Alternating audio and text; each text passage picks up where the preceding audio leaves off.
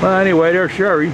Just kind of sort of looking over the setup here. A little bit different, but it'll work. Well, here it is, the middle of March. We got everything all hooked up, and today is going to be a trial test, and we're going to try out this first generation P5, which I acquired from the late John Chanet's collection.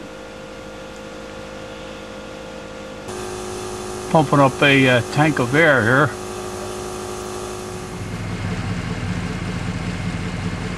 Alright, here we are in Laurel Run. Not only is this going to be the very first run-by test of the '08 Avalanche, but up on a roof we're going to give John Chanet's first generation P5 a hoot.